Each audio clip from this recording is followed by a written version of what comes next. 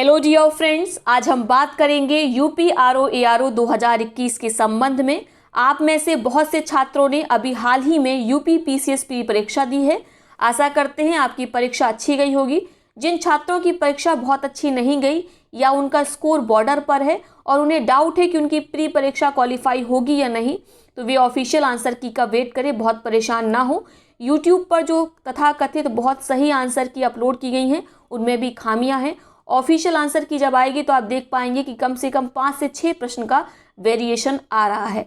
तो जो एग्ज़ाम हो चुका है उस पर बहुत ज़्यादा समय जाया ना करें। जो बीत गया वो बात गई, इस बात को समझें और आगामी परीक्षाओं के लिए आप ज़्यादा नियमित हो जाएं। जो कमियां पिछले एग्ज़ाम में आपके द्वारा रह गई थी उन कमियों को पूरा करें। क्या सुधार कर सकते हैं इस पर विचार करें और नई रणनीति के साथ आगामी परीक्षाओं के लिए आप लग जाएं। तो आप में से ज़्यादातर छात्रों की जो आगामी परीक्षा है या तो वो यूपी आरओ एआरओ है या हाईकोर्ट आरओ एआरओ है। कुछ लोगों की दोनों ही परीक्षाएं हैं। तो हाईकोर्ट आरओ एआरओ के संबंध में कल हम नेक्स्ट वीडियो में बात करेंगे। आज का वीडियो फुली डेडिकेटेड है यूपी आरओ एआरओ 2021 के संबंध में। परीक्षा आप जानते हैं 5 दिसंबर को होनी है, तो बहुत अधिक समय नहीं बचा है। मोटा मोटा रफली समय देखें तो केवल 30 दिन शेष हैं और आपको इसी में तैयारी करनी है। तो इसी क्रम में पहले बात करते हैं यूपी आरओ एआरओ में कौन कौन से एग्जाम होते हैं, कितने पेपर होते हैं। तो कुल मिलाकर प्री परीक्षा में, प्रारंभिक परीक्षा में 2 पेपर होते हैं। पहला पेपर होता है आपका जीएस का और दूसरा पेपर होता है हिंदी का। ठीक है, यानी कुल मिलाकर 200 प्रश्न आपसे पूछे जाते हैं, जिसमें से 140 प्रश्न होते हैं आपके जीएस से और 60 प्रश्न होते हैं आपके हिंदी से। तो आप समझ सकते हैं हिंदी की महत्ता कितनी ज़्यादा है और हिंदी ही आपका दशा और दिशा का निर्धारण करती है कि आप सफल होंगे कि नहीं। ठीक है, पहले बात करेंगे जीएस पेपर की। तो जीएस पेपर में मुख्य रूप से जो आपकी ट्रेडिशनल जीएस होती है, जैसे आपने अभी हाल में यूपी पीसीएस के लिए पढ़ी है, उसके प्रश्न आते हैं और कम से कम 12 से 16 प्रश्न आते हैं रीजनिंग के। तो रीजनिंग बहुत सरल आती है और आप पूरे में पूरे नंबर स्कोर कर सकते हैं। जीएस में सबसे ज़्यादा कौन से सेगमेंट आते हैं और वो फिक्स हैं कि उस सेगमेंट से क्वेश्चंस आने हैं। तो वो 4 छोटे छोटे सेगमेंट्स हैं जिन पर आप थोड़ा सा ध्यान देंगे और अच्छा स्कोर कर पाएंगे। पहला सेगमेंट है आपका यूपी स्पेशल। आपको इस पर विशेष फोकस करना है। 4 से लेकर 7 तक प्रश्न आए हैं, यानी कम से कम 4 प्रश्न आए हैं और अधिकतम 7 प्रश्न आपको यूपी स्पेशल में देखने को मिले हैं। दूसरा आपका आता है सेंसस। तो इसमें प्रश्न आए हैं 3 से लेकर 5 के बीच। ठीक है, कभी कभी 5 प्रश्न पूछे गए हैं सेंसस के और कभी कभी 3 पूछे गए हैं, इसके बीच में 4 या 5 भी रहा है। ठीक है, उसके बाद आपको साइंस देखना है। तो साइंस में 3 सेगमेंट हैं, आप जानते हैं। ठीक है, केमिस्ट्री, फिजिक्स, बायोलॉजी। तो सबसे ज़्यादा जो प्रश्न आते हैं वो आते हैं फिजिक्स से और बायोलॉजी से। केमिस्ट्री का एक आध प्रश्न आपको देखने को मिल जाता है, लेकिन सर्वाधिक जो प्रश्न आते हैं वो फिजिक्स और बायोलॉजी से आते हैं।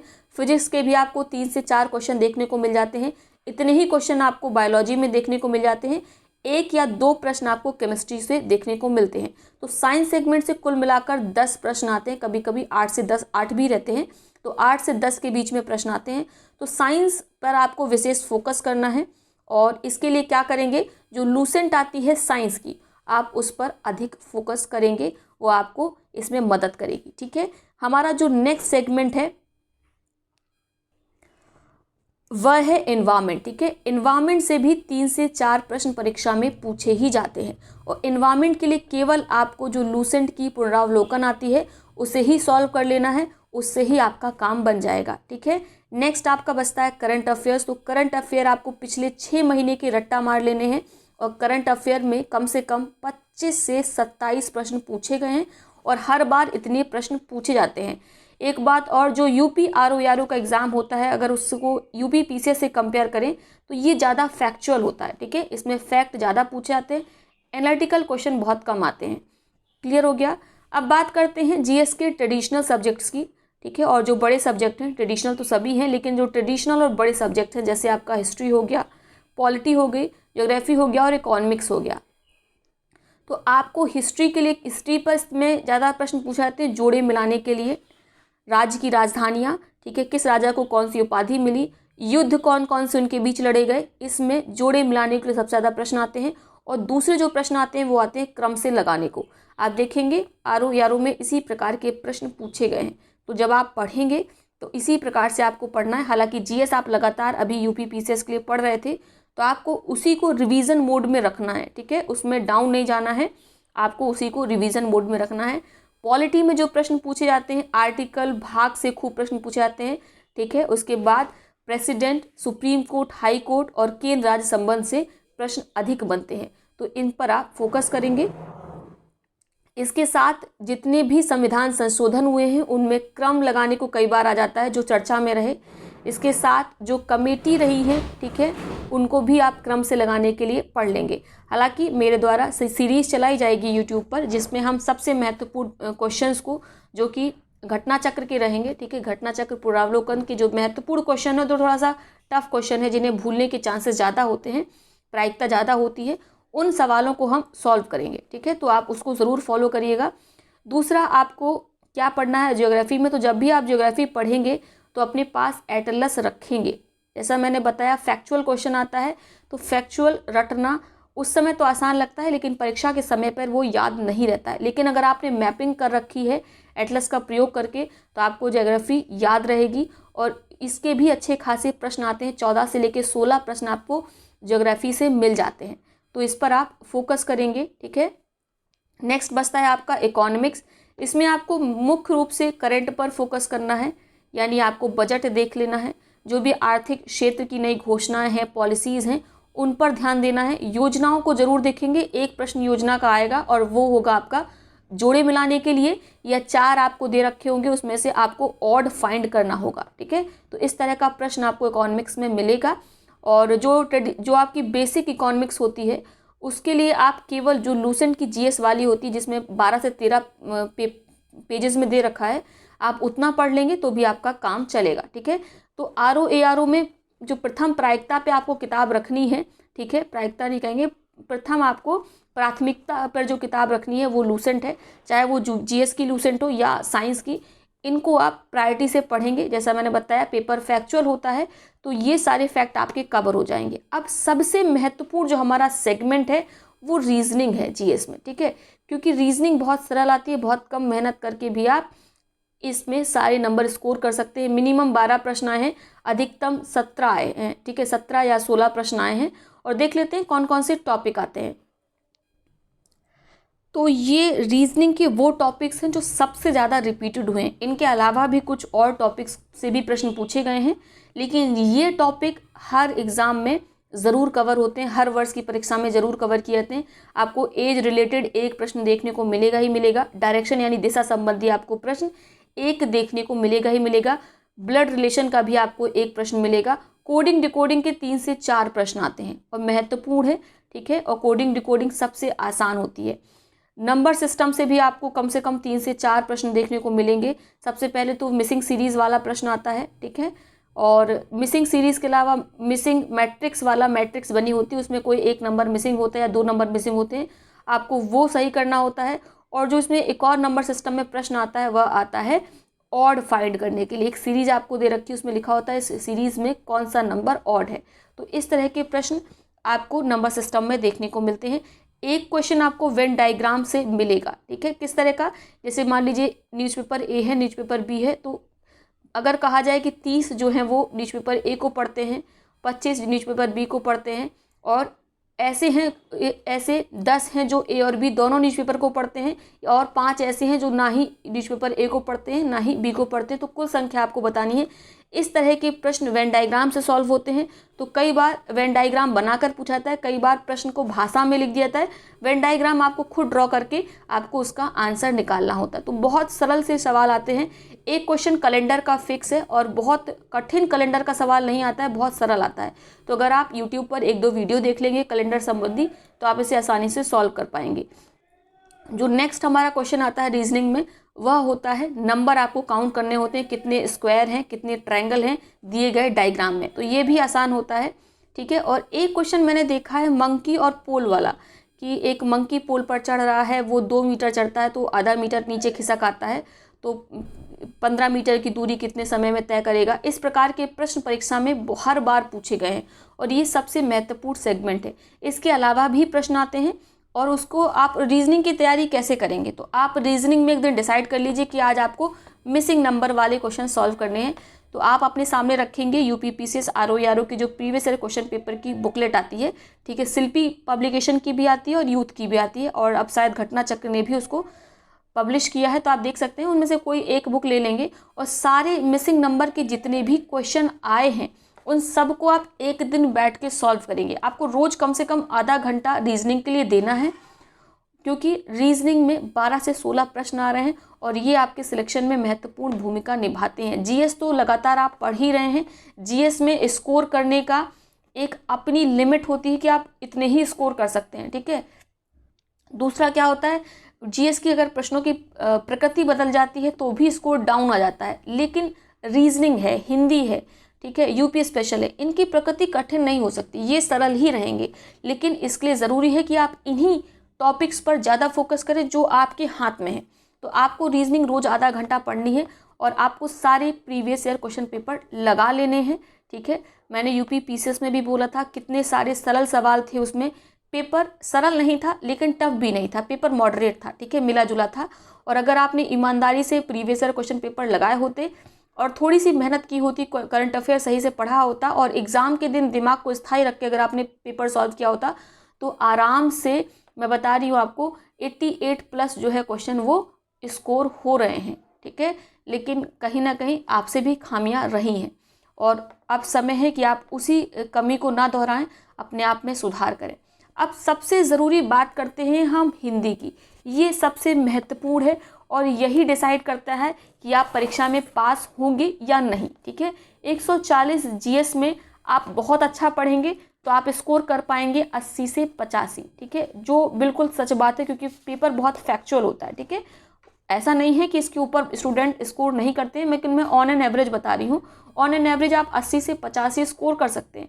लेकिन अगर हिंदी में आप 55 के नीचे जाते हैं, यानी 60 में से 55 क्वेश्चन सही नहीं कर पाते हैं, तो माफ़ करिएगा, आप आरओ की प्री परीक्षा पास नहीं कर पाएंगे। पिछली बार आपने देखा था, हालांकि कट ऑफ जारी नहीं हुई थी, फिर भी स्टूडेंट के जो नंबर पता चले थे उससे पता चल रहा था कि लड़कों की मेरिट 130 के ऊपर गई थी, ठीक है। लड़कियां कुछ 128 पे सिलेक्टेड थी, लड़कों की मेरिट 130 प्लस गई थी। और इसके लिए क्या ज़रूरी है कि आप हिंदी पर विशेष फोकस करें, तभी आप इस स्कोर तक पहुंच सकते हैं। तो हिंदी में मुख्य रूप से 6 सेगमेंट आते हैं। पहला सेगमेंट हमारा विलोम शब्द का है, दूसरा सेगमेंट हमारा वाक्य और वर्तनी शुद्धि का है, तीसरा अनेक शब्दों के स्थान पर एक शब्द है, तत्सम तद्भव है, और विशेषण विशेष और पर्यायवाची शब्द है। अब बात आती है कि इनको सही तरीके से कहाँ से पढ़ा जाए, कम से कम मेहनत में अधिक से अधिक, ताकि स्कोर कर पाएँ, कैसे प्रैक्टिस की जाए। तो पहली बात, आपको एक किताब खरीद लेनी है, ठीक है, वो है घटना चक्र की पुनरावलोकन। आपके पास चाहे पीएन पांडे हो, हरदेव बायरी हो, आदित्य पब्लिकेशन हो, उसके बावजूद भी आपको ये घटना चक्र की हिंदी की किताब खरीदनी है, क्योंकि प्रश्न रिपीट होते हैं और इनके पास बहुत अच्छा संकलन है, तद्भव तत्सम का, विशेषण विशेष का, विलोम शब्दों का और अनेक शब्दों के स्थान पे एक शब्द का। फालतू का कलेक्शन नहीं है। मैंने और भी बुक्स देखी हैं और भी कोचिंग संस्थान के नोट्स भी देखे हैं, उनमें जो अनावश्यक इन्होंने संकलन आपको तैयार करके दे दिया है वो बर्डन हो गया है, उसको आप परीक्षा के समय पढ़ नहीं पाएंगे। लेकिन घटना चक्र में उन्हीं को संकलित किया गया है जो परीक्षा में पूछे गए हैं या जो पूछे जाएंगे। तो बहुत ज़रूरी है कि आप घटना चक्र की हिंदी की पुनरावलोकन की किताब खरीदें, बहुत कम रुपए में, 100 रुपये में मिल जाएगी आपको, और ये आपको आगे भी काम आएगी जब आप मुख्य परीक्षा देंगे, ठीक है। प्री के बाद मुख्य परीक्षा भी तो आपको देनी है, ध्यान देंगे।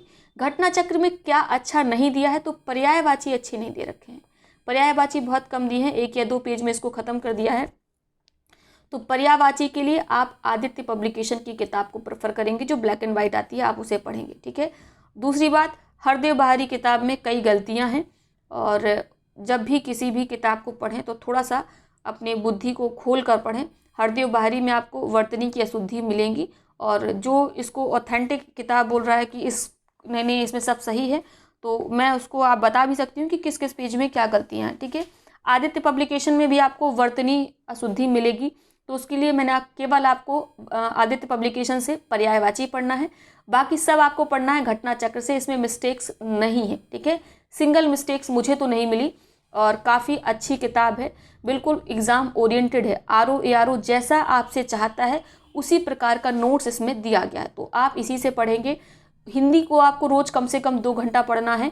60 नंबर के प्रश्न इससे आते हैं। ठीक है, तो जैसा मैंने बताया यही आपको पास कराएगा। मैं स्वयं का अपना अनुभव बताती हूँ। पिछली बार मैंने मेंस परीक्षा दी थी RO की, हालांकि उसमें मुझे सफलता नहीं मिली, निराशा हाथ लगी, लेकिन प्री परीक्षा में मेरा स्कोर बहुत अच्छा था हिंदी का। ठीक है, GS उतना अच्छा नहीं था, कुल मिला के मेरे 141 थे।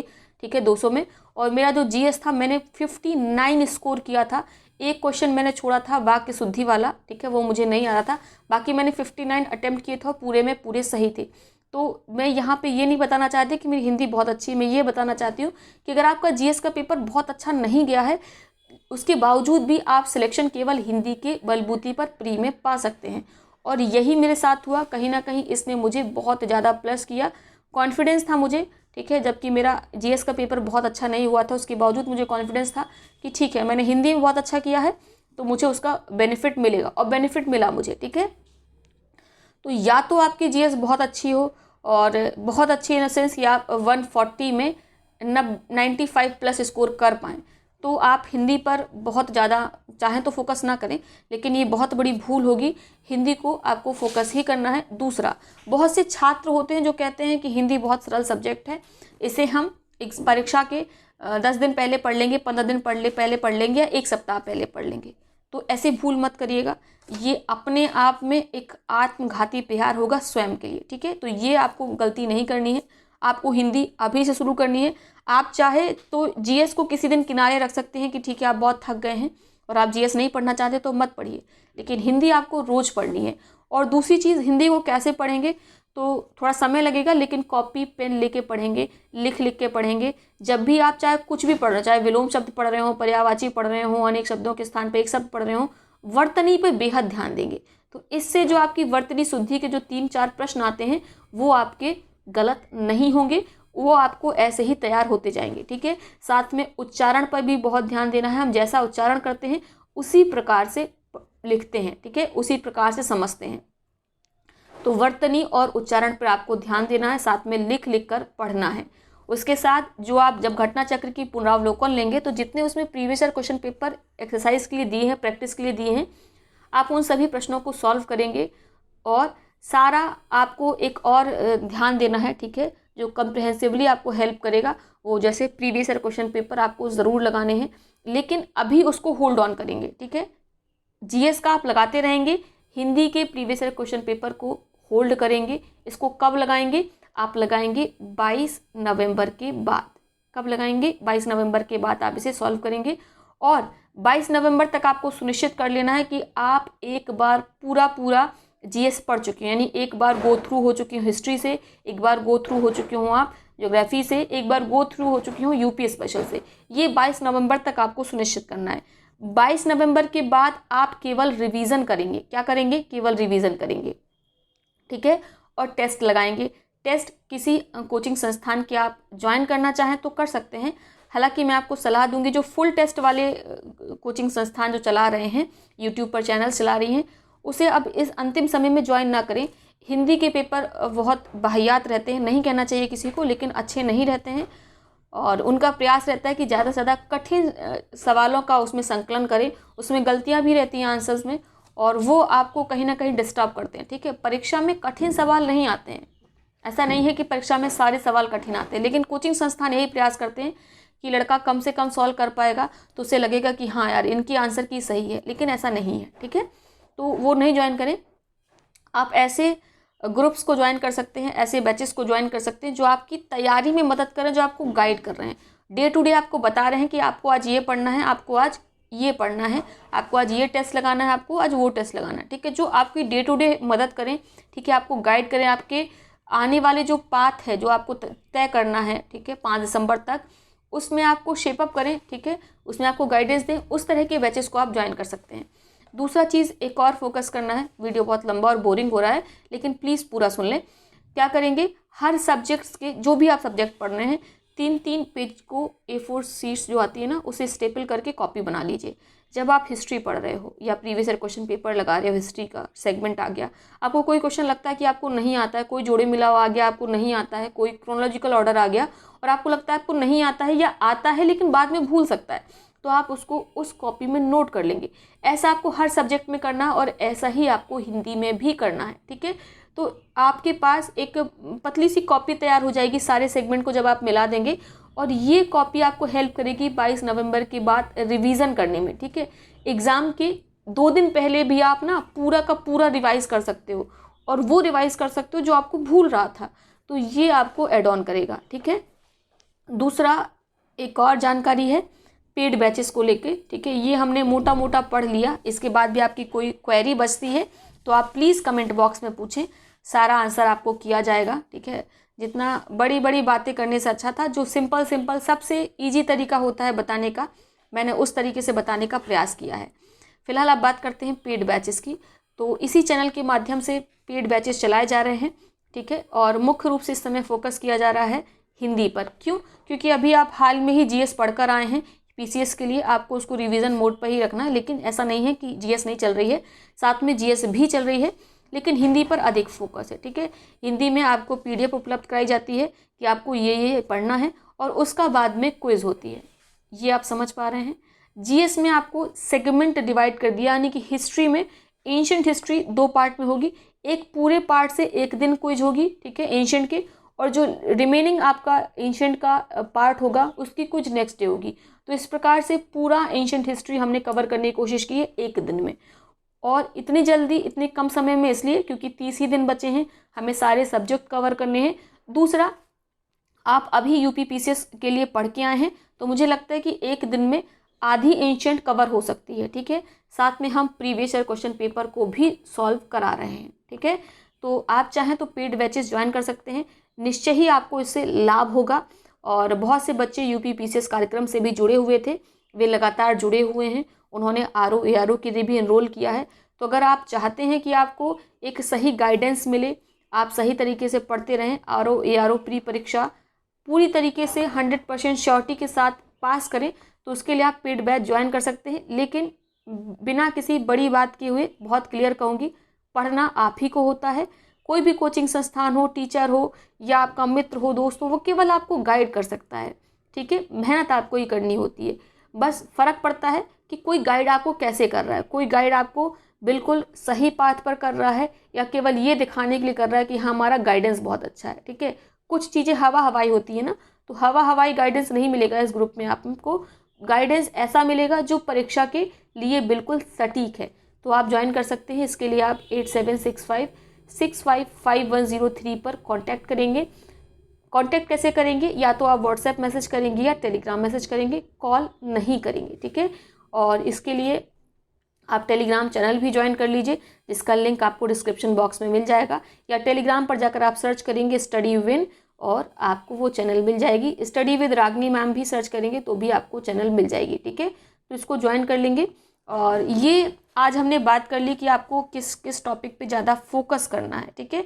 नेक्स्ट हम लोग क्या बात करेंगे अगले वीडियो में, हाईकोर्ट आरओ एआरओ के संबंध में भी हमें बात करना है। काफ़ी स्टूडेंट के मैसेज आ रहे हैं, तो उस संबंध में नेक्स्ट वीडियो में बात करेंगे। तब तक के लिए आप लोग स्वस्थ रहिए, मस्त रहिए, खाते पीते रहिए, और पढ़ाई पर विशेष फोकस रखिए, इसको प्राथमिकता में रखिए। जीवन में जो और झंझावात चल रहे हों उनको थोड़े दिन के लिए किनारे कर दीजिए, ठीक है। सबके जीवन में कुछ ना कुछ चल रहा होता है, तो उसको थोड़ा सा विश्राम दे दीजिए, उसको थोड़ा सा पॉज में रख दीजिए। और इस तरह की कोई समस्या जो आपको लगती है कि आपसे टैकल नहीं हो रही है, आपकी व्यक्तिगत समस्या भी हो सकती है, तो आप चाहें तो मुझसे डिस्कस कर सकते हैं, उसमें भी मैं आपकी मदद करूंगी। लेकिन बशर्ते आप पढ़ाई के लिए बहुत ज़्यादा क्या हो, उत्साहित हो, आप पूरी मेहनत से पढ़ाई करें, उसके लिए डेडिकेटेड हो, तभी इस तरह की मदद यहाँ से की जाएगी। तो ठीक है, मिलते हैं अगले वीडियो में, तब तक आप अपना ध्यान रखिए।